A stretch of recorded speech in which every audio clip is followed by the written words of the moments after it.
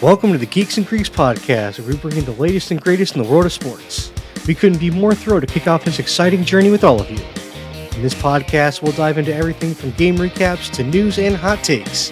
Whether you're a diehard fan or just someone looking to stay in the loop, there's something here for everyone. So grab your favorite team's jersey, settle in with some snacks, and let's get ready for an adrenaline-packed ride through the world of sports.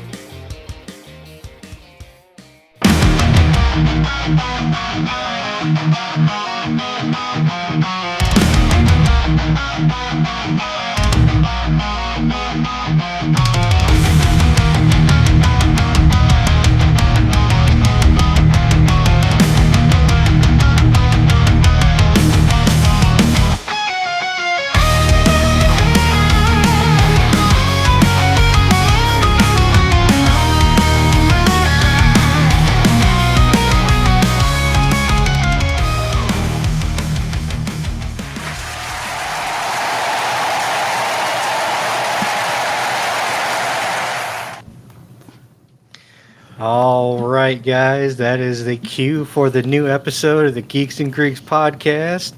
We got a good show today coming at you. We got the final post-mortem for the season, wrapping up the final show.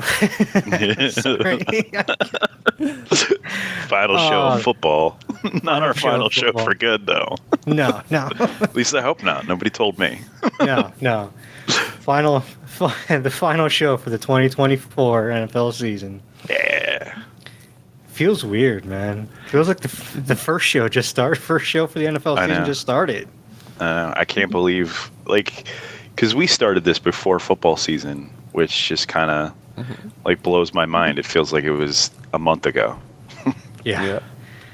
I don't know, man. It feels like football has the longest off season. I know. And now we gotta wait until August till we get this report to camps. Yeah, and I'm over here like a crack fiend. I gotta hear it, man. What are we getting? What's the news? I need more football. We'll have the draft, and we'll have draft coverage and everything that's going on. Well, first round and first. everything like that. Well, combine. Oh, yeah, the combine. We might go down to the combine. We'll talk about that. Ooh, since combine is in Indianapolis, we might go down to the combine and check that out. It'll be a good time. Get my picture with the Peyton Manning statue. Why not, right? But let's get things started with the post-mortem. Starting with the Baltimore Ravens ending their season at 12-5, having won over the Cowboys, Bills, Commanders, Buccaneers, Broncos, Chargers, Giants, Texans, Browns, Bengals, and the Steelers twice. Winning over the Steelers in the wild card, but losing to the Bills in the divisional round. Ravens took corner Nate Wiggins in the first, and the real story is the acquisition of Derrick Henry from the Titans. Yeah. I think the other story of that is Lamar getting snubbed on the MVP. Lamar's so good. That's why we had him win QB Island, or QB Survivor, or whatever we called that game. I was shocked they didn't make it to the championship, to be honest with you. I think if I were a Baltimore fan, I'd be disappointed. And, making it to the second round of the playoffs, yeah, that's, great, but I was expecting better than that, I feel. I think Baltimore's biggest issue is I just don't think they have the receiving core. Yeah. You've got Derrick Henry, you've got Lamar Jackson. I think you're missing that over-the-top receiver that can just really break it loose. They've got some good possession receivers. You've got that tight end. You're missing that one guy that can really break that can really break that secondary over the top. And, it doesn't have to be somebody like Tyreek Hill, but you're missing that Tyreek Hill type of receiver. Yeah. And until they get somebody like that, I think that's going to be their one issue on offense. So, and also doesn't help that their secondary was just absolutely trash this year. They had the second worst yards allowed per game this year in the NFL. the only team that was worse than them that allowed more yards yards per game in passing was the Jaguars. Oh, damn. So that doesn't help you either. That's not good company to be in. No, No. not at all. What? I'm sorry. What? The old blanket's in the car and I don't want to go out there. Well, Blinky's in the car. Yeah. Well, someone has to go get it then. I'm doing something.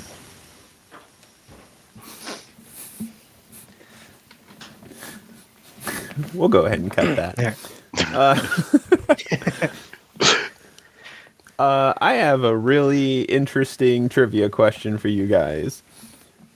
Just for reference, Saquon Barkley hit 13 touchdowns this 17 game season, and Derrick Henry hit 16. Derrick Henry played football for 4 years in high school for 48 games. How many rushing touchdowns do you think teenage Derrick Henry accumulated in 4 years of high school? Jesus. 48 games, you said? 48 games. And in the NFL, he's getting 1 a game. He had to have gotten like 3 a game, right?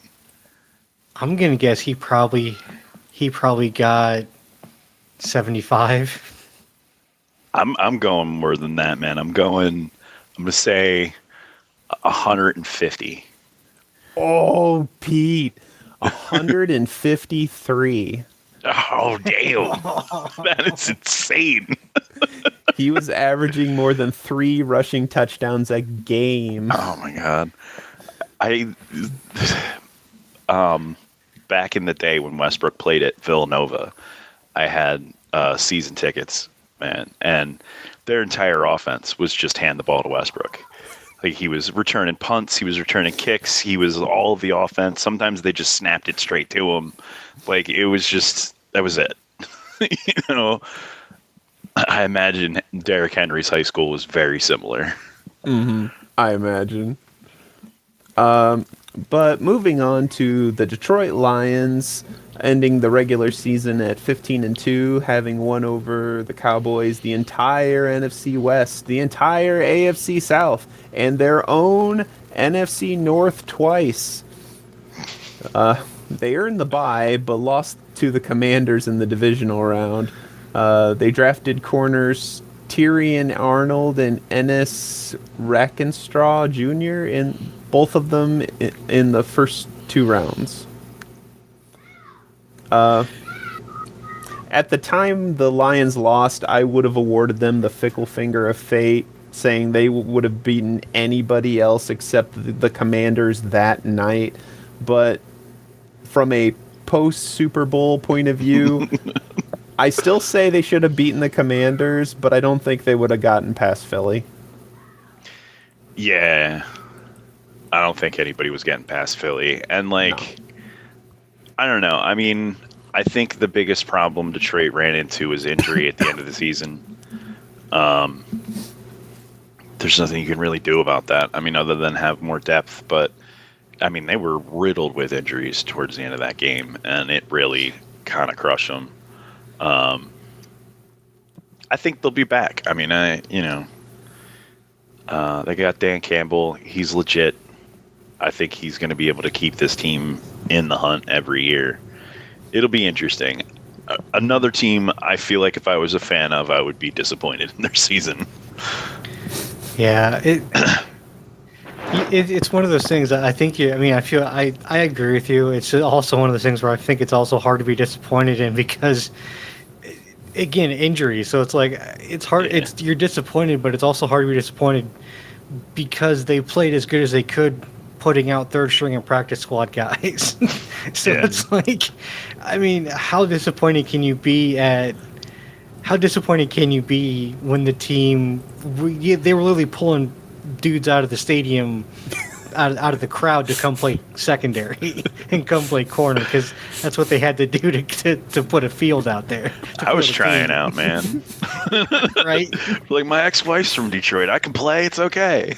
Right? I mean, that's pretty much what it was. Like, I mean, do you have motor skills? Can you run backwards and and still do move a hand. Yes, okay, well then you're good. That's about all we need at this point. Bonus question: when was your last concussion? Never. Oh, that's even better. Even better. Starting out You're fresh. hired. League minimum. Here's your number 42 jersey, and go out there and play. Oh man. It really does suck because the offense was so good this year. Jared Goff. If it wasn't for Saquon having a historic season, Goff would have been an MVP candidate. Yeah. He really would have. He was second in passing yards, fourth in touchdowns. He had 37 touchdowns and 12 interceptions. He had an amazing season. He was sixth in QBR. Jahmyr Gibbs had a great season too. He was fifth in rushing yards at 1,400. He was tied for first with touchdowns. He had 16 touchdowns. He was tied with Derrick Henry for touchdowns this year. That's impressive by itself. For a second-year player, this is only his second year in the league, and he was tied with Derrick Henry for touchdowns. Right. Let's let that sink in for a second. Yeah, exactly. Yeah. Plus, he also added 4 receiving touchdowns and an extra 500 yards receiving as well. So, they had a really good offense this year. The offense really kept him in there. I agree. I think they'll be back, and again, because even with all of the injuries they had on defense, they still had the third best rush defense in the league. Yeah. Problem is, they had the third worst pass defense in the league. Again, only behind Baltimore and Jacksonville. Yeah. Anybody who says defense don't win championships didn't watch this season of the NFL. Just plain and simple. Yeah. Oh, yeah. And like I said, I think I think they'll recover. Dan Campbell's got a little bit of work that he's got to replace his offense and defensive coordinator, so we'll see how well that goes for him.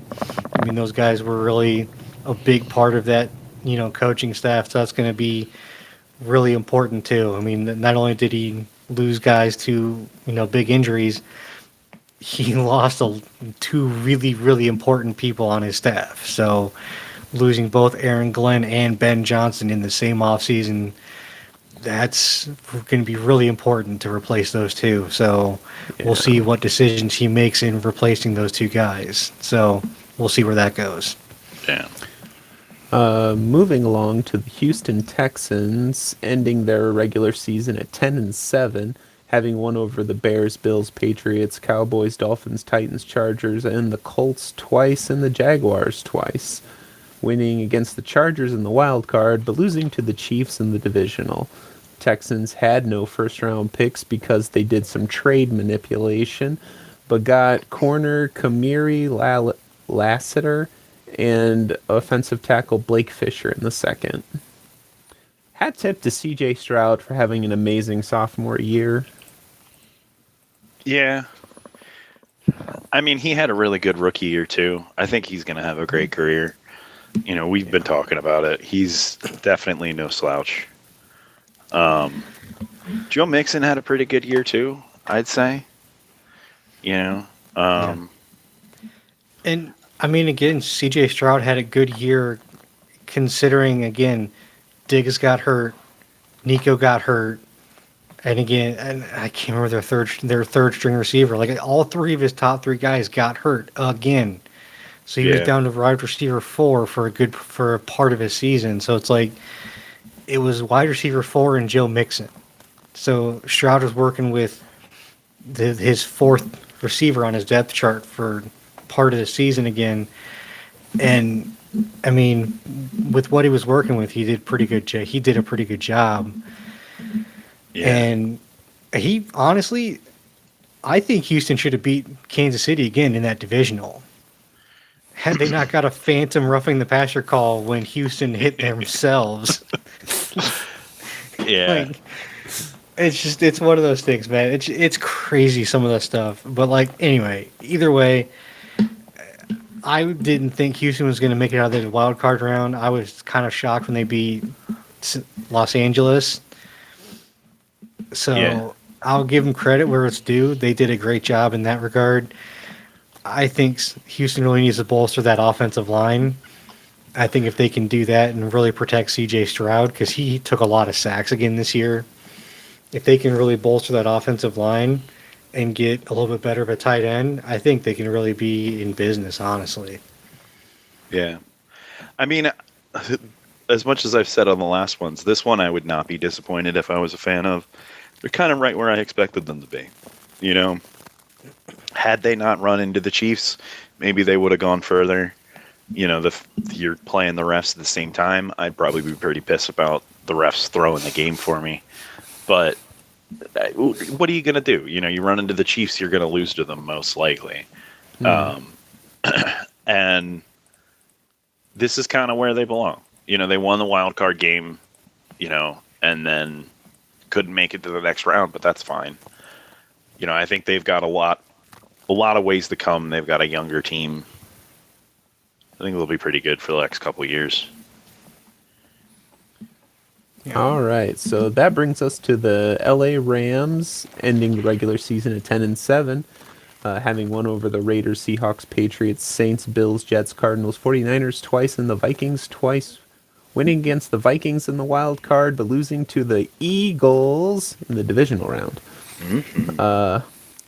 Rams drafted Jared Verse, loud-mouthing Pro Bowler, who talked shit on Philly fans, causing Saquon to taunt him as he walked into the end zone.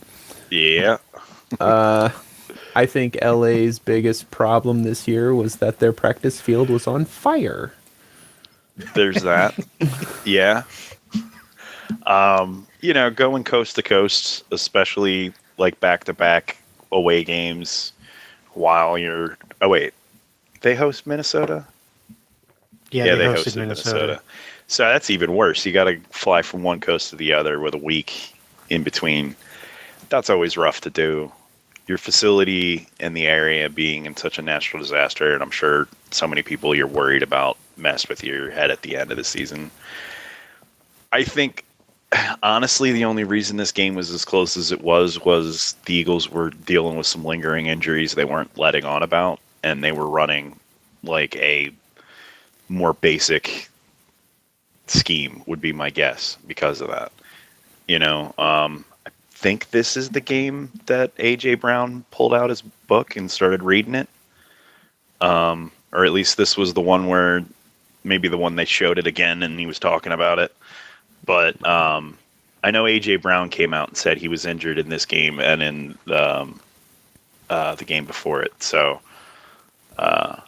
that's probably why this game was as close as it was. Honestly, they really probably should have just been completely trounced by Philadelphia the way every other team was, honestly.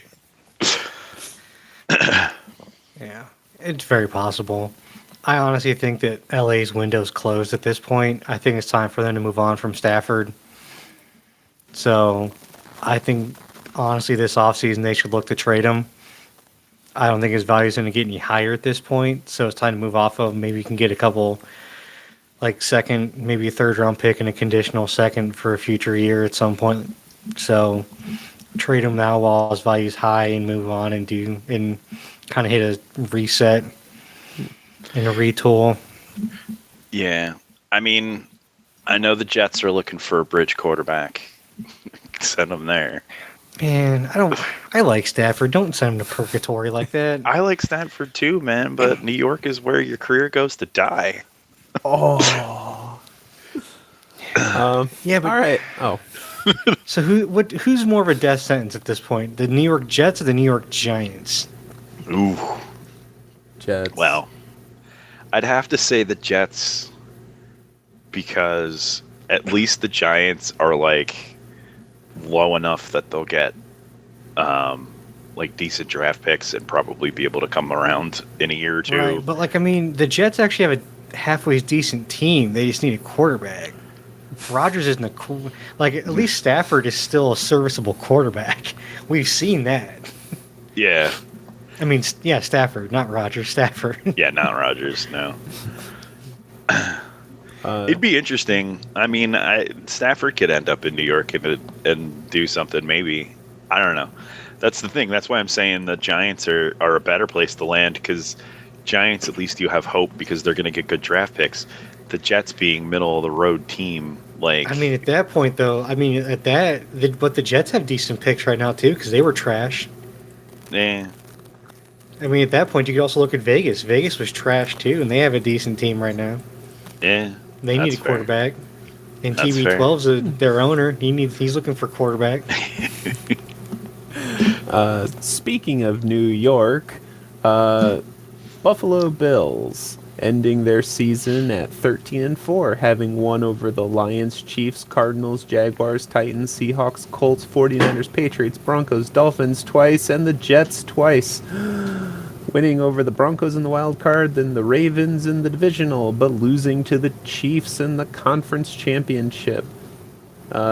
Bills had no first-round picks because of trade manipulations as well, but took wide receiver Keon Coleman and safety Cole Bishop, both in the second round. Props for beating the Lions and the Chiefs in the regular season. Josh Allen is pretty awesome, and except for his rookie year, he's pretty consistent about hitting the postseason. Yeah. But is he ever going to be able to beat the Chiefs when it matters? Like, this is like quintessential Buffalo. They get as far as they can and then just lose. You know, they can never win in the end. I don't know. I have no faith in Buffalo whatsoever to do anything other than this every year. Like, Their perennial wild card. yeah. I mean, that can be said by a lot of teams. I mean, you can say that about Cincinnati. You can say that Yep. about. You could almost say that about Baltimore without Ed Reed and Ray Lewis. Yeah. It's one of the, I don't fair. know. Like, I mean, that can be true of anything. Like, it's honestly, I'm shocked Buffalo made it to the conference championship. When you look at this roster, they shouldn't have made it that far. Like, honestly, I don't know how Josh Allen did it. Like, football shouldn't be a sport where one dude can carry a team like that, but somehow he did. Like, somehow Josh Allen carried this team of nobodies to a conference championship. Yeah. Like, basketball, one dude can carry a team of nobodies. Football shouldn't work like this. Oh, man. He didn't even have a single 900-yard receiver. The highest yardage was Shakir. Say that right? I think so. Shakir at 821 yards. So, Yeah, not even one receiver broke 900 yards. That's nuts. Like, that's why I'm like, I don't know how he did it. Yeah. Like, That's why I'm like, impressive. that's why part of me is like, if they just got some competent players around him on offense, like, they might actually do something. Yeah. Like, I like their running back. I like Cook. Yeah, I like Cook. But, like, outside of him and Knox, the tight end, Yeah. like, but he's not like a top end tight end though. No, I mean, he had 311 yards. It's not even in one TD. Yeah, And that's so it's normal like, tight end numbers, yeah. so it's like, how does he do it? I don't understand. It's like this guy is like what Tebow thought he was going to be in the NFL. Like, people like him, but this dude's an actually good quarterback. Yeah. Oh, poor Tebow. Oh, don't feel bad for Tebow. Don't feel bad for Tebow. Tebow still somehow made money. Yeah. He's the most successful failed quarterback in the NFL. Yeah. That'd be an interesting case study. What's your threshold for failure, and then what's your threshold for success? Yeah, exactly. This can be a future episode. I mean, that's fair. Moving on to the Washington Commanders, ending their season at 12-5, having won over the Bengals, Cardinals, Browns, Panthers, Bears, Titans, Saints, Eagles, Falcons, Cowboys, and the Giants twice. Winning over the Buccaneers in the wild card and the Lions in the divisional, but losing to the almighty Eagles in the conference championship. The Commanders had 6 picks in the first 3 rounds, but the most important one was that first one at number 2 to get Jaden Daniels, the most promising up-and-coming quarterback in the league. Like, I was blown away by how well Jaden Daniels did this year. like not even just this season, like even in the playoffs, this dude looked absolutely phenomenal. Mm-hmm. Like I'm terrified of this man being in the NFC East. I know. We're going to have to deal with him for like 10 more years. At least, man, at least. Ugh. My God. I mean, it is Washington, so they might run him into the ground, and we might only have to deal with him for like 2 more years, unfortunately. Maybe, Yeah, look what they did I mean- to RG3. Exactly. As a human being, I hope not. I hope it's 10 years at least, but like Yeah. as a competitor, I hope it's only 2 more years. I hope he has a very long and successful career in Las Vegas. There you go. Trade him his second year, maximum trade value for Washington. Get like a first rounder for him. It'd be fine. Instead of Vegas. Trade him after his 4th year, right before his rookie contract's up, because you Right. refused to pay him. Yeah, there you go. Oh, But yeah, like, I mean, if any team has an amazing outlook going forward, it's this. This is the Commanders, Yeah. by far, of any team going forward, probably has the best outlook coming up. 100%. It's one of those things where it's like every year the NFC East has a different team winning the division. And it's like finally Philadelphia has felt so dominant that like if they didn't fall apart last year, they would have won the last 3 straight years, but they fell apart at the end of the season, letting the Cowboys win. And it's like, you know what? The Cowboys fell apart. They look like shit. They got a new coach. They're rebuilding. The Giants look like shit. I wouldn't even call it rebuilding. They're just a dumpster fire. And it's Clearing like, God the damn it. debris. Of course Washington has to come up and be a contender. And like now, Washington's going to win the division next year. And it's going to be like, God damn it. Like, Philly's going in as a wild card. Dallas and New York aren't even going to have winning seasons. Like, Now you actually have to play, like, legitimately play Week 18 to see who's going to win the division. yeah, it's like, God damn it. Now you got to try next year. Why'd you have to have a good team, Washington? Come on now. Hey, you never know. Maybe Washington will fuck something up next year because it's in Washington. I don't know. That's fair. That's fair. Next on the list, we have Kansas City Chiefs ending their season at 15-2, having won over the Raiders twice, Chargers twice, Broncos, Texans, 49ers, the entire AFC North, the entire NFC South, winning over the Texans in the divisional round, the Bills in the conference round, but finally losing to the Eagles in the Super Bowl. Fuck you! This was the fakest 15-2 team ever. It's true. Ever. It's true. Like- Chiefs drafted... Oh, sorry, go ahead. Well, like, I'm sorry, but like this, like, I'm not afraid of a team that lost the Panthers, that beat the Panthers by 3 points. Like, I'm sorry, I'm just Yeah. not. Like, I mean, how many times did I say it that like they make too many mistakes? Just over and over again. That's what was happening. And they got lucky and the refs helped them out a lot. And they didn't belong in the Super Bowl. They just didn't. And they're going to have one hell of a hangover from this year, I bet. I don't think they're even making the playoffs next year. It's going to be a train wreck. They're going to run Andy Reid out of town on a rail like we did back in 08 or 09 or whatever. And it'll be somewhat poetic and catharsis for those of us who are tired of seeing them on top. like, so it's one of those things too. Like, I've seen so many like memes and stuff. Like, people are trying. It's really just Chiefs fans are trying to say like Mahomes is going to come back and be like, is going to be mad next year and is going to take the league by storm. And I'm like, no, he's not. They don't have the team to take the league by storm next year. Right.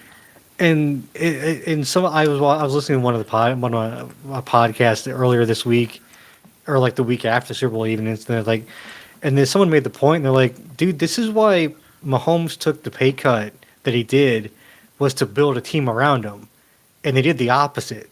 They tore Yeah. the team down and didn't do anything. Yeah. You made the team worse and made him do everything. You didn't build anything. You destroyed the team, and it's garbage now. And now it's a dumpster fire.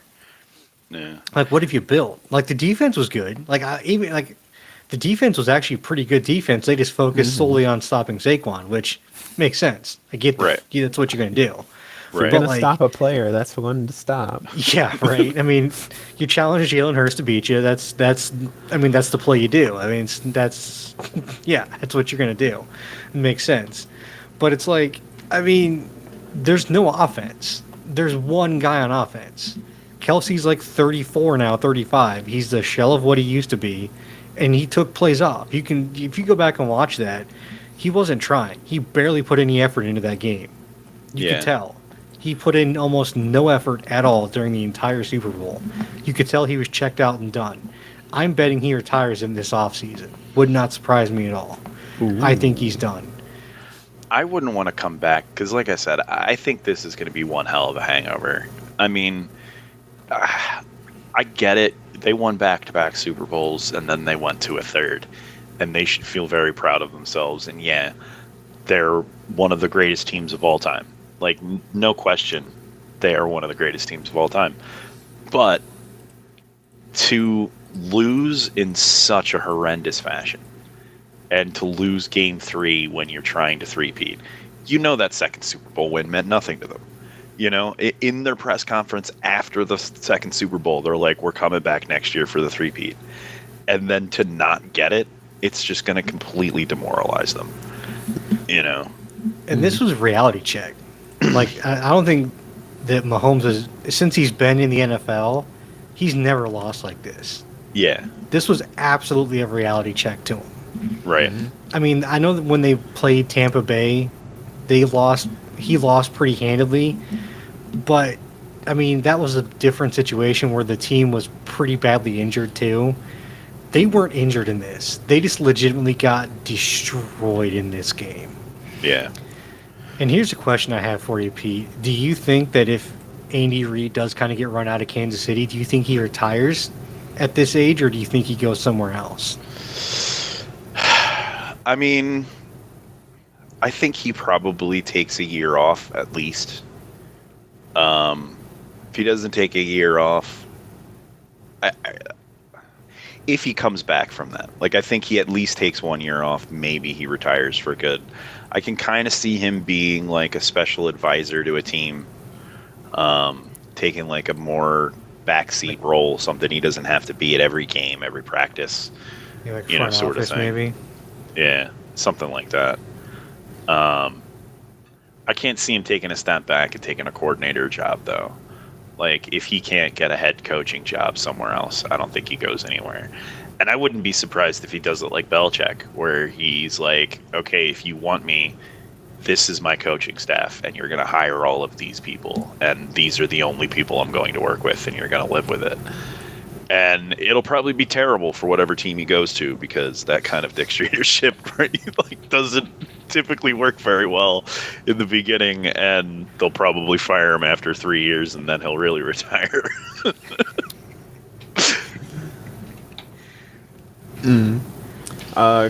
Before we move on, I wanted to give a quick shout out to the Chiefs' first round draft pick of Xavier Worthy, who did put up some numbers this year. Granted, Yeah. not amazing numbers, but really good. 2 touchdowns in the Super Bowl for a rookie. Yeah. Last week I think I said he had 110 yards. I think he actually had 180. Oh, wow. Nice. I'm looking at it again now. No, 150. I'm sorry, 157. So 100, almost 160 yards, Not which bad. is just crazy.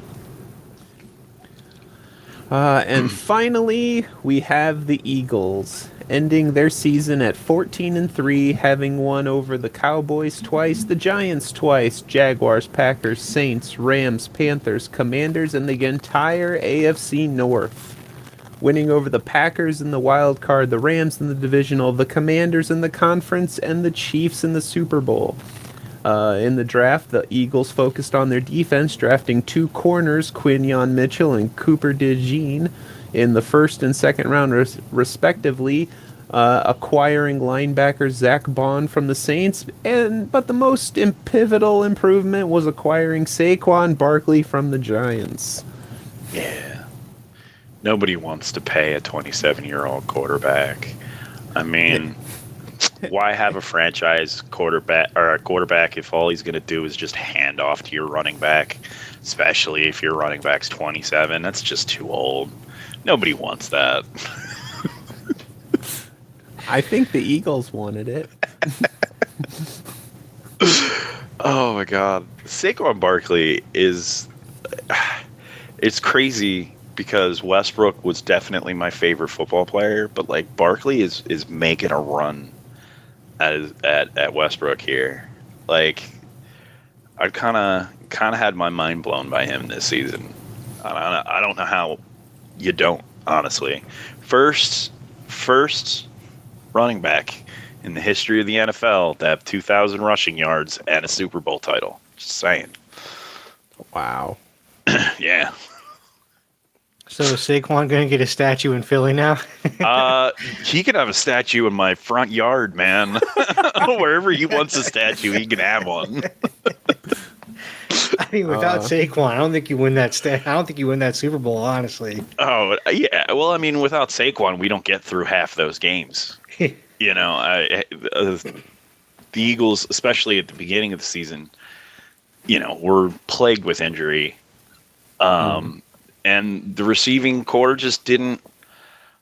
I don't want to say they let us down in any way, because they didn't, and it's going to come off that way. But they just didn't live up to the hype that they were at, and I think that's probably because of the NFL, the way it devalues the running back, and you know, most defenses are designed to stop passing plays because no one has a running back, so who cares about blocking the run?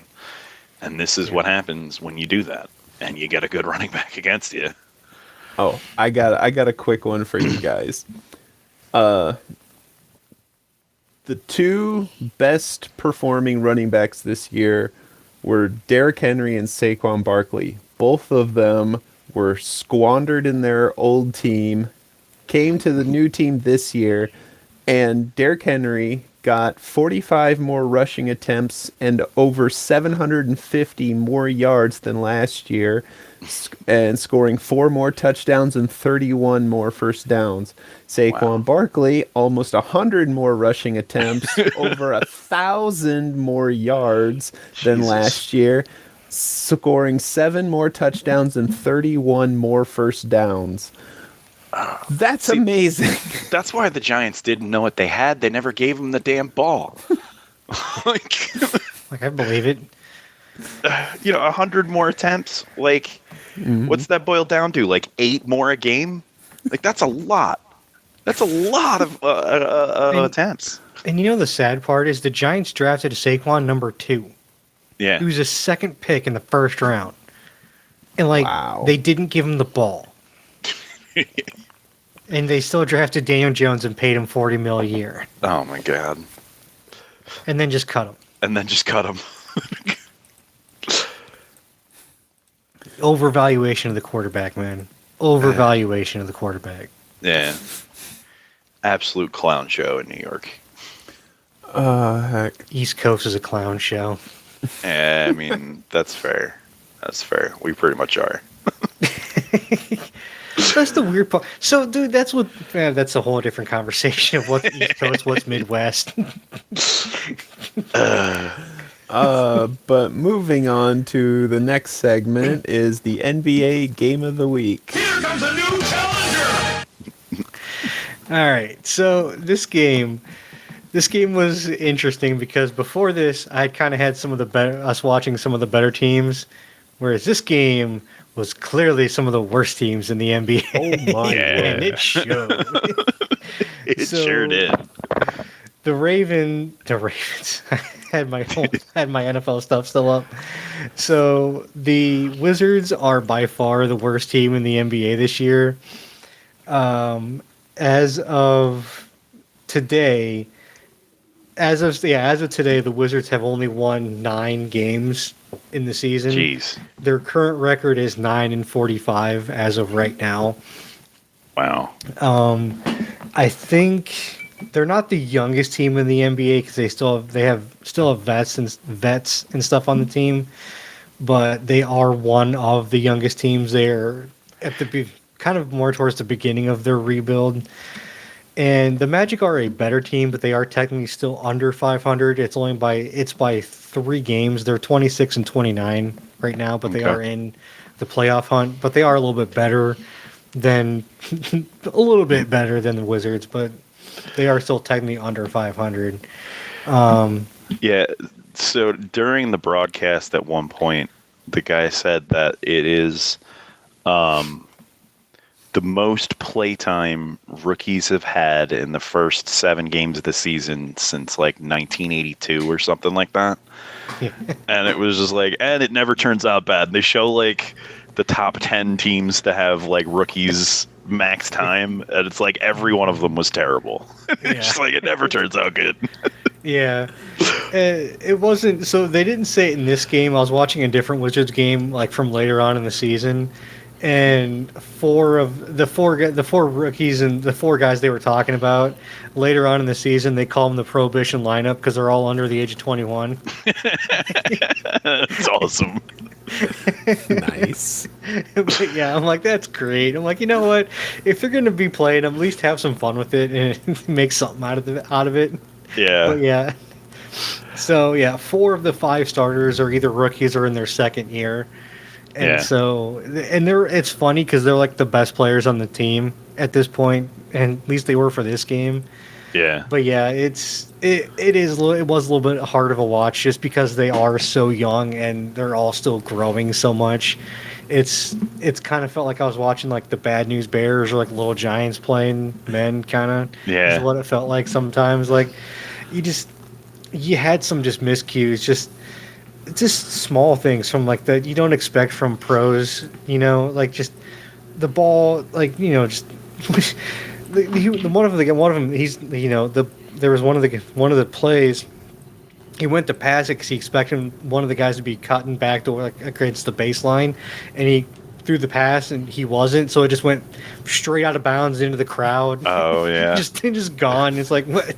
Well, there's a turnover. just gone. Or they threw a pass and it just went right through his hands, out of bounds into the crowd. And it's like, this is the NBA, right? Like we're not Right. playing like college or like in high school. This is the NBA still, right? Yeah. Like, come on, guys. There was one pass. I want to say it was later in the game, like second half-ish, and the guy looked like he was throwing a hook shot, but he was throwing a pass, and it was like 10 feet over the head of the person he intended it to, and it ended in like the 3rd row of the fans. And it's just like, what are you trying to give a fan a souvenir? What was that? Yeah. Like, we throw this as high as humanly possible. Right? So Yeah. I got a quick question for you guys. Did either of you watch this with the Wizards commentary? I did, and I watched with the Magic's commentary. Okay. I have not figured out how to change the commentary. I just watch whatever the website defaults to. Okay. I had to watch this game twice because I watched it with the Washington commentary first, and I fell asleep. They were so dry and so boring. It was awful. And then I switched it to the Magic commentary for the second one. It was amazing. They had personality. They had laughter. They were cutting jokes. It was great. And I was like, this is way better. That's even worse, man. If your team's going to be bad, at least try to make the commentary for it better. Right? Oh, man. Yeah, so if you with the NBA's, Pete, if you hit like with my remote, if you hit like up, there's streams. With that, if you hit that option, it gives you the options for like which broadcast you want to choose. Yeah, I think I got to switch to the app to do that. I just log into the website and watch it on my computer. I mean, it's whatever. Yeah, so if you do on the website, it should be there too. Yeah. I usually watch it on my TV. I mean, honestly, other than that first game we watched, the commentary's been fine. I think that just the crew from that first game rubbed me the wrong way or something. I don't know what it was. Everything else has Yeah. been fine. This game, I mean, despite it being a blowout, I still enjoyed watching it. Yeah. I think those mess ups were kind of funny. Which kind of it's the growing pains of watching like bad young teams that are kind of going through the growing pains of a rebuild. yeah. So It was so fun to watch. Like, one of the rookies would be dribbling the ball up the field, and then the Magic would just walk up, and he would just have the ball in his hand, and it was just like, that's mine now. Like, there was no like guarding it. There was no nothing. The Wizard would just be like, oh, what happened? The ball just disappeared.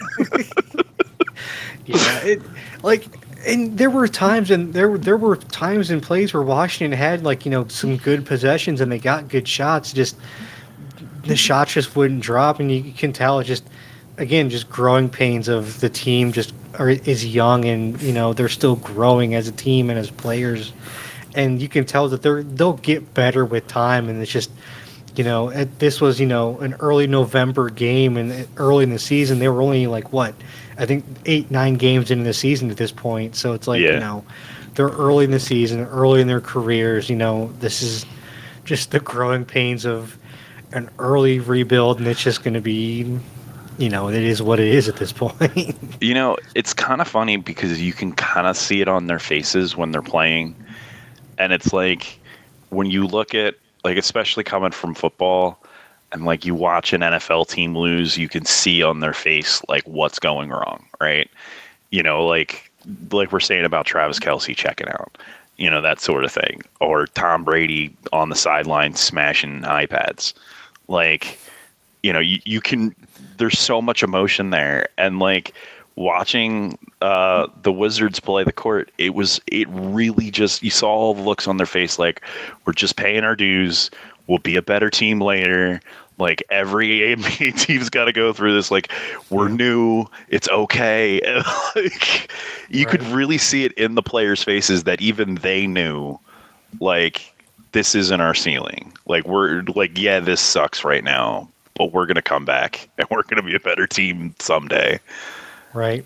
And honestly, I there's a good chance I'll probably end up picking up a Wizards game later in the season, closer to the end of the season, end of March into April, to kind of see the growth of the team as the season has gone on, to see how they have grown, and if and how the season growth has come along. So to see from the beginning to end of the season. So yeah, but yeah, and the Magic through this game, honestly, were without their best player. He was hurt at this point. He had torn his oblique muscle. Ugh. So he was out for this one, and he actually ended up missing he missed over a month with that. So, Franz Wagner had picked up a lot, and he was on fire for this game. He was absolutely torched him on this one. Yeah. And his brother was too. His brother was playing there. Mo Wagner was playing with them as well, and he was playing really well too. So, I have to admit, I was kind of bummed that I didn't get to see Mac McClung play, because he was lighting up All-Star Weekend with these amazing dunks, and I was like, oh, he must be amazing. Let's watch his game. Where is he? He's a G League player. He's not even in. He doesn't even have an NBA contract. He's a two-way G League player. Oh. Yeah, I was like, oh man, he was doing these great dunks. So no, he's not even on the team. So No. G League guys show up to All-Star Weekend? They do some of the skills challenges, yeah, because a lot of the times the NBA dudes don't want to do it, so they got to fill it out with G League guys. I mean, I get it. It's Pro Bowl-esque, you don't want to blow out a knee doing the dunk contest. That means nothing. Mm-hmm. Yeah. Yeah, but I thought it was really funny. They said McClung has won more dunk competitions than performed dunks in the NBA. Yep. He's also made more money winning the dunk competition than he's made money in the NBA. Three times as much money. He's actually won it 3 consecutive years now. Mm-hmm. Maybe this is the trick here, right? We bring the Pro Bowl back. It's a tackle football game again, right? It's the whole flag football thing after the Olympics happens. But what we do is for every player that gets selected to the Pro Bowl, he just picks a member of his practice squad and sends that guy in his stead. And then we have the practice squads play the game so that nobody gets hurt. It'll be great. Nice. For like half a second, I thought you were going to say that all the wide receivers had to be practice string, so if they get hurt, no one cares. No, every player though. Every player you get to pick your champion, right? So if I get selected to the Pro Bowl, I get to pick who I'm sending in my stead from the practice squad. Do they get to wear your jersey? Yeah, that's what no one will be able to tell because they're wearing the helmets, the jersey. It'll be perfect. Oh, they'll tell us soon as you don't make a catch. I mean, that's fair. All right. Moving along to Geeks and Greeks news.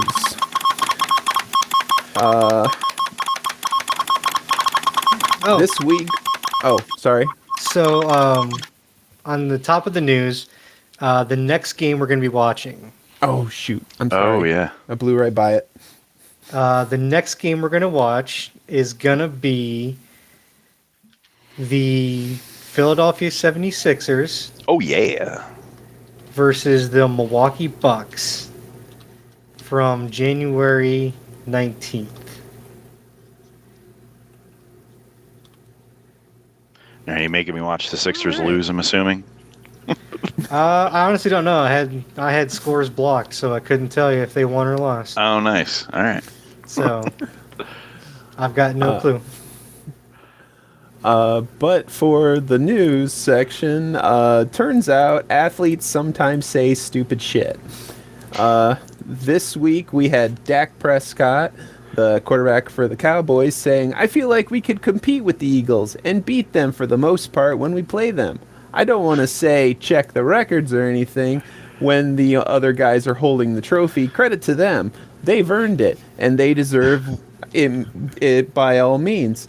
It's our turn. It's on us. We feel confident we have been gotten the better part each and every time against them." Wow. Sure, Dak. Confident, stupid, full of shit. What do we think? I mean, I'll say nothing else. He's at least loyal to his team, but that's about all I got. What is the record? I'm interested. Like, is road? I can't believe he's right. I don't believe that for a second. Yeah, like 2024, they lost to us twice, and I can't believe you said that. I'm actually checking the record. You lost twice in 20. I didn't even. Oh, well, these are all 2024. Why is it just what the hell? Well, I'll look at it later.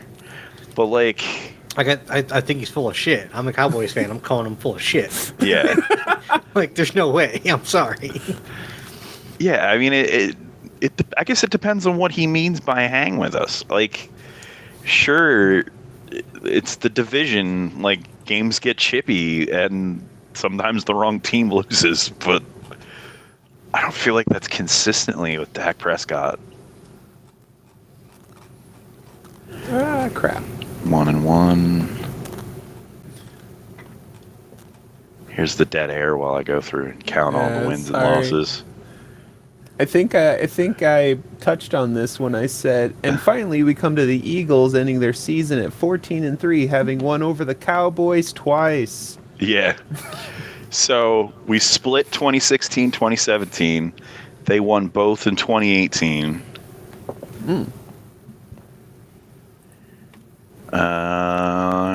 We split in 2019.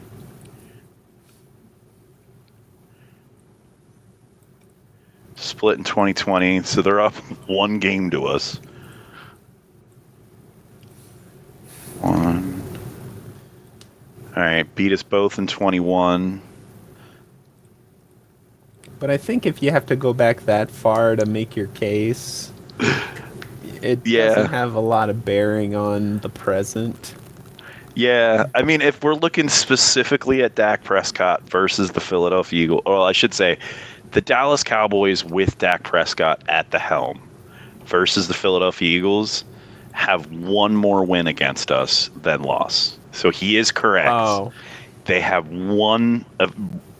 a single win over the Eagles over 500.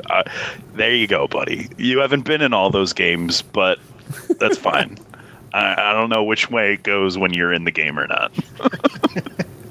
That's a ridiculous statement. Like, Jerry Jones isn't a serious owner or a serious GM. All he cares about is people talking about his team. He doesn't care if his team wins or loses. He's not a serious person. I don't think. but moving along to the next celebrity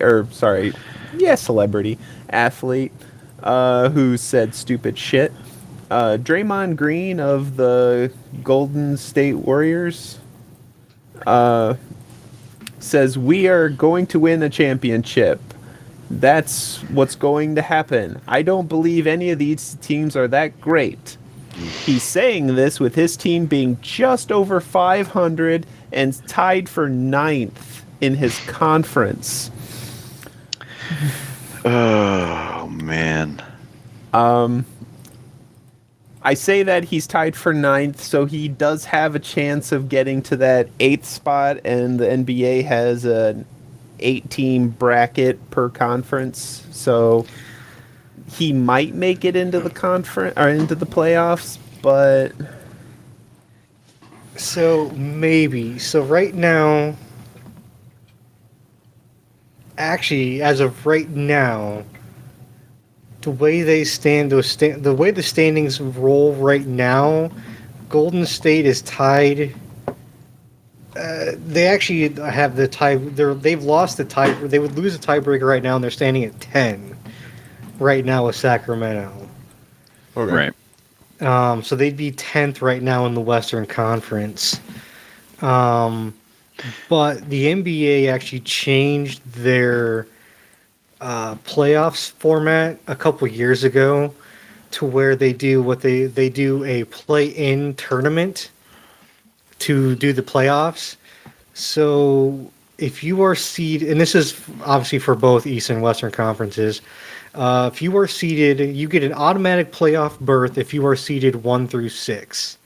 7 through 10 do a playoff tournament. So it's a one-game tournament, 7 through 10.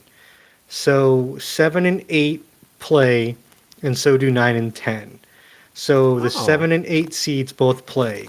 Whoever wins that is the 7th seed will play the number 2. okay. And then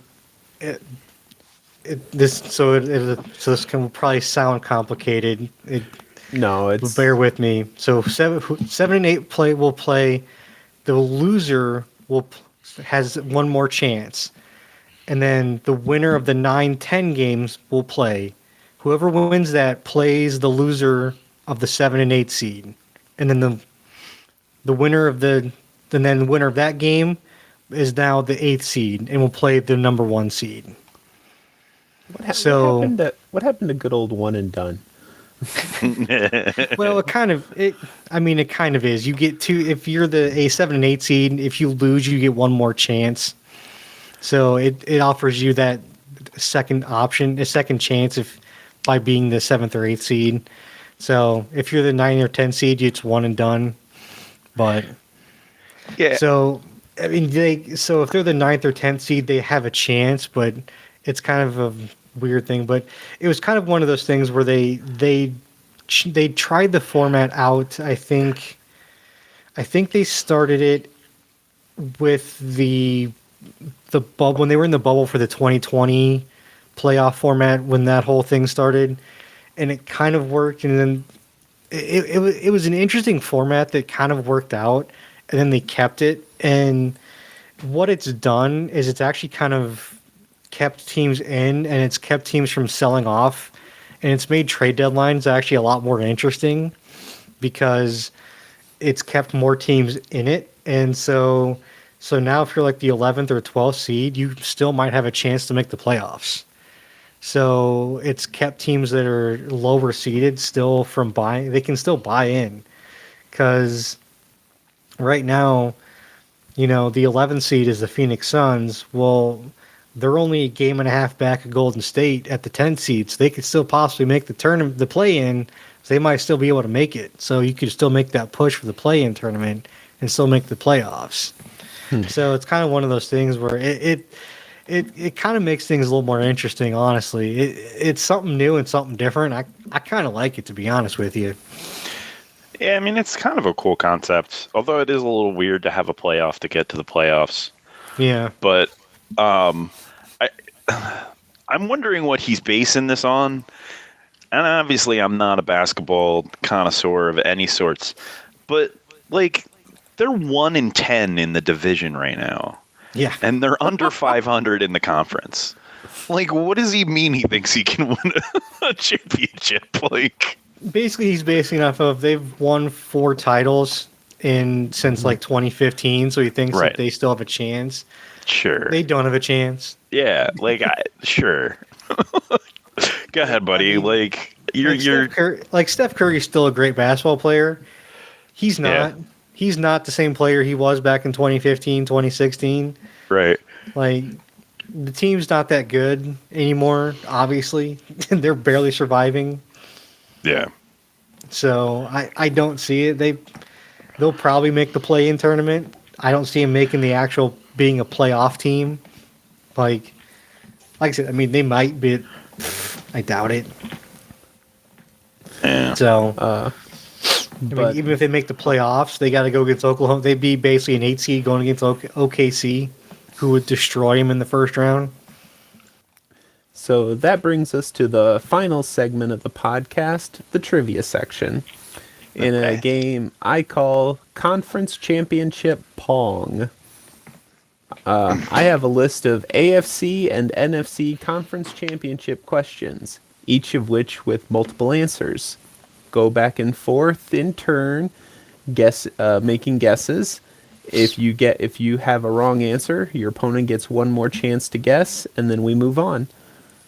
I promise I will try to give you the opportunity to guess if your opponent gets it wrong. Sorry about last time.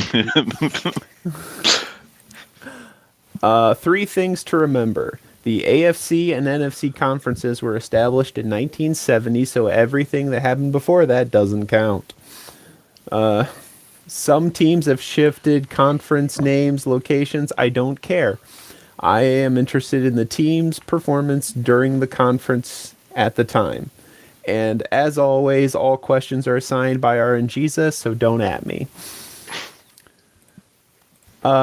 Pete, there are 2 teams that have never lost the conference championship. Who are they? Or name one. Never. They've never lost a conference championship. Never lost the conference championship. Wow. Oh. Only 2 teams since Only 1970. Mm-hmm. Oh, wait a minute. So, like,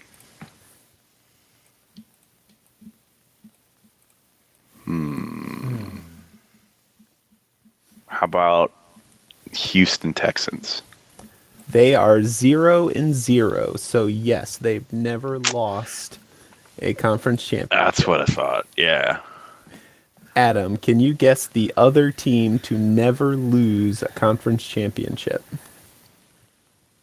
I'm gonna go with the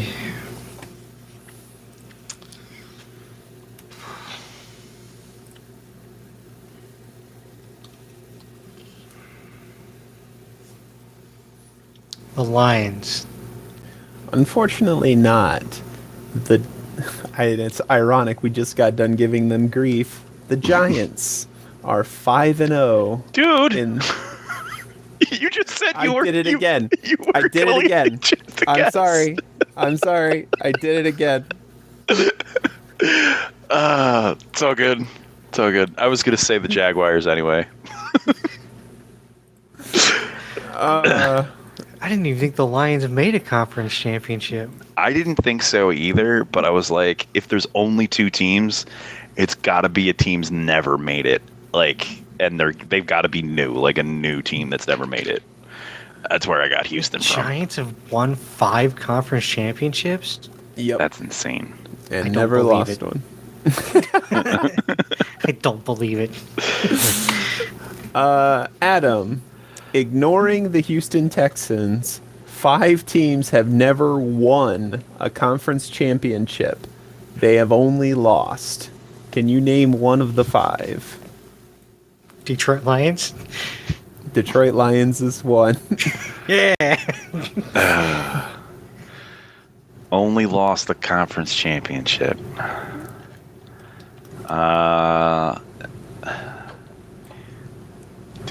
Let's see. The Bills have lost Super Bowls, so that doesn't count. I was going to say, if they've lost a Super Bowl, that kind of guarantees that they've won. Yeah.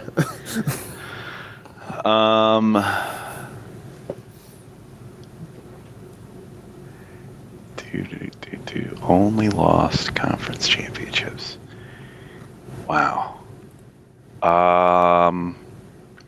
Let's go the Chargers. The Chargers are not on this list. Damn. Adam, see, I remembered. Adam, do you want to steal the last point? I'm gonna go with Jaguars. The Jaguars are on the list. Ah. The last 3 are the Browns, the Seahawks, The Browns. and the Always Jets. The Browns. The Seahawks. Wait, how are the Seahawks on here? They've been to a Super Bowl. They've won a Super Bowl. Yeah. No, they haven't. They lost. I thought they went to 2. They've been to at least 2. Did they win? I thought they won 1 and lost 1. I don't know. I think they've lost both because they lost the one they instead of giving it to Lynch, they threw and they got picked off at the goal line. Yeah. And then lost to the Steelers. I knew I When should have looked this Roethlisberger list up. Yeah. won. Yeah, they've been to 2. I'm like, how are they on this list? I know for a fact the Seahawks have been to 2. Ah, crap. Okay. This technically is my fault. You're the one who put the list together, so It's because they changed conferences in 2002. Oh. Before that, they had lost in '84 to the Rams and never won one at all. But then when Yeah. they got reshuffled into the NFC West, they won 3. Yeah. So there you go. That was a bad one. Well, at least nobody guessed it. Yeah. Well, that means the Rams would have been shuffled over the NFC as well because the Rams would have been in the AFC as well. Yeah, there was a lot of 2002 shuffling going on. Pete, there are 11 teams that have better than 500 records when it comes to the conference championship. We've established that the Giants are undefeated, so they're batting 1,000. But can you name one of the other 9? Kansas City.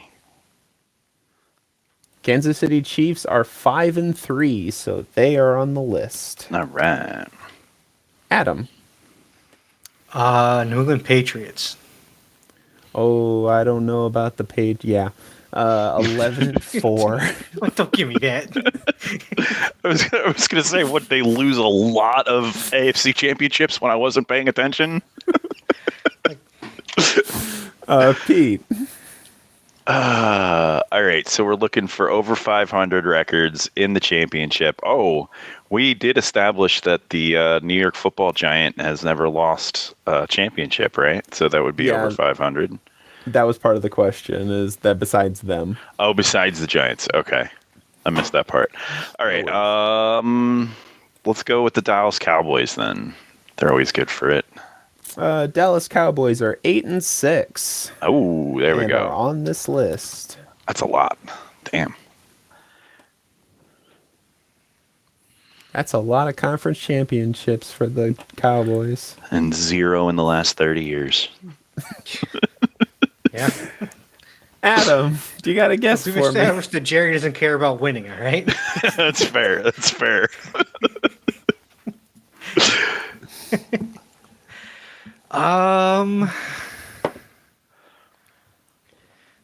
What about the Pittsburgh Steelers? Steelers are 8-8, so they're not above 500. Oh, Wow. they're right at it. Huh. Pete, do you want to steal this one last point? All right. How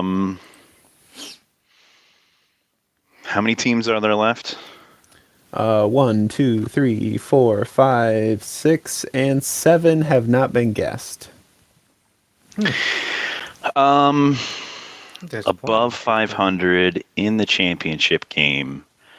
I know the Buffalo Bills went to 4 back-to-back Super Bowls. I know of 1 championship game they lost. Do I know of more than 1 they lost? I know of more than 4 they lost. I don't. So I'm going to go with the Buffalo Bills. Buffalo Bills are 4-3, so they are just barely. 500. all right.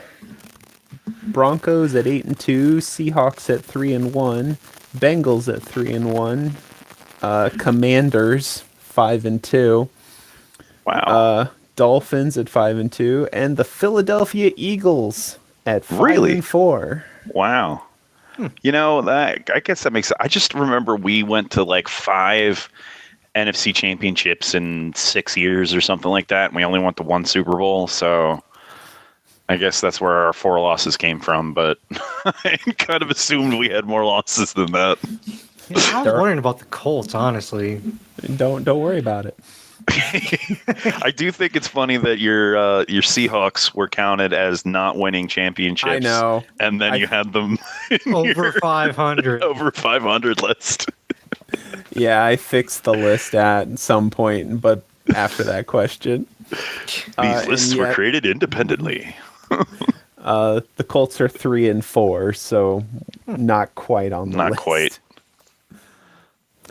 Adam, this year's NFC Championship saw the Eagles completely destroy the Commanders 55-23 with a point differential of 32, placing this conference championship 5th among the greatest point differentials in all conference championships. Name one of the other 4. Now, this question is tough, so I will accept either team or the year, give or take a year. Jesus. The way your eyes lit up, man, that was crazy.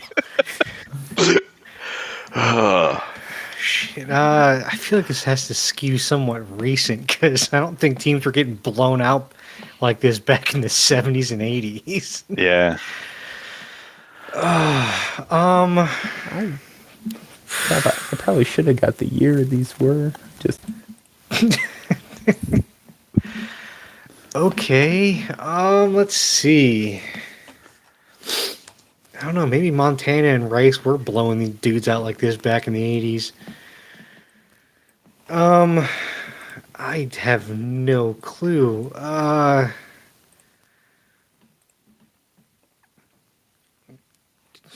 Give me a 49ers.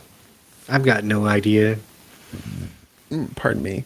The 49ers are not on this list.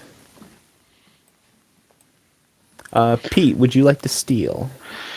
So, my brain leads to Brady, and I'm trying to figure out if I'm thinking, was it 2016 is the year he won his last Super Bowl?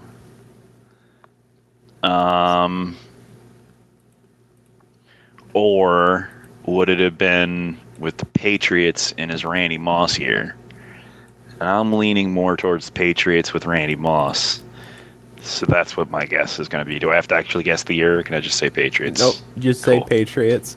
And I tell you, fuck you, because Sorry, buddy. Patriots over the Colts, 45-7. Oh, it's an extra cold dagger in the heart. Oh yeah, it's a bad one. Carolina over Cardinals, 49-15. What year? I got that information. Give me a quick Well, I wonder if that was a second here. if that was a cam year in 2015. 2015. Very good. Nice. That was Cam's MVP season. Yeah. Patriots versus Colts in 2014. Giants versus Vikings in 2000. Oh, wow. Wow. And then That the was top of the Who would that have been? Because that was pre-Eli. Rex I don't Grossman? even remember. No, it was pre-Grossman, too. Grossman never played for Nah, the yeah, Giants. I'm thinking of him and the Patriots. Not the... Yeah, he didn't go to the Giants. But Giants? the top of the mountain was the Buffalo Bills over the Raiders, 51-3 in 1990. Damn. Wow. 90? Yeah, that was I brutal. got no clue. Jesus, who's putting up those numbers in 90? Bruce Smith, man. Shutting that defense down. Telling you. I know Bruce the Smith. Raiders beat the Bills, man. Oh, the Raiders beat the Bills? So Oh, I thought Bruce that was... Smith didn't do shit. Yeah, He got his apparently. ass kicked. Bills beat the Raiders. Oh, Bills beat the Yeah, Raiders. Bills Okay. beat the Raiders. Yeah, Never mind. that makes more sense. Okay, so that's that's Jim Kelly smoking that Raiders ass. And for the final question of the evening, Pete, this year's NFC Championship was between division rivals, the Commanders and the Eagles, in case you had forgotten.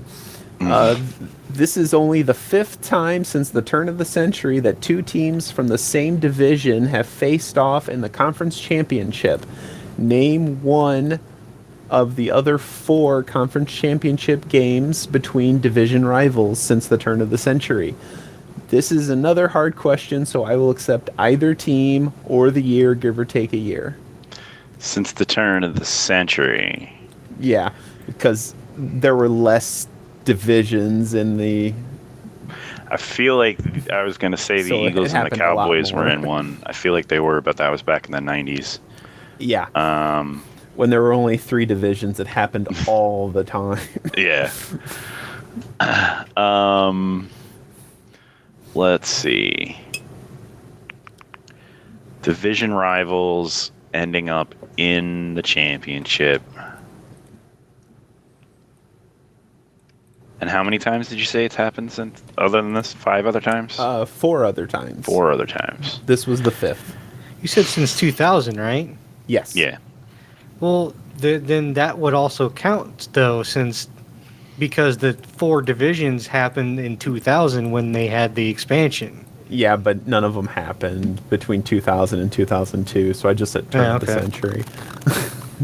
But you are right. The division split was 02.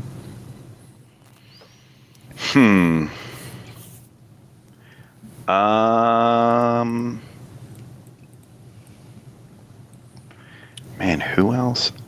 Like, the only thing I can think of is NFC East teams. Yeah, I'm going to say the Giants and the Eagles. You just have to The guess Giants. The Giants. one. No, the Giants never competed It's against got to a be the division Eagles. rival. Though, right? Adam,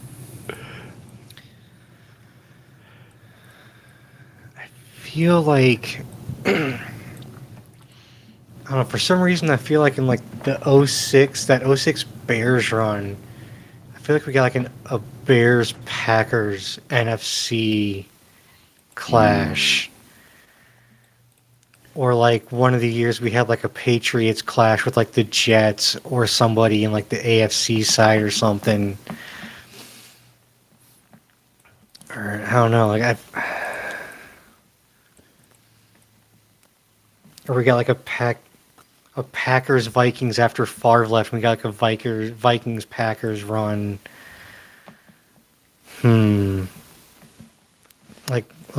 Like a Rodgers Favre showdown in the championship. You know what? Give me Packers. In 2010, the Green Bay Packers against the Chicago Bears. There you Okay. go. But that is where we end. The other ones were 08 Steelers Ravens, 13 Seahawks 49ers, and 2021 Rams 49ers.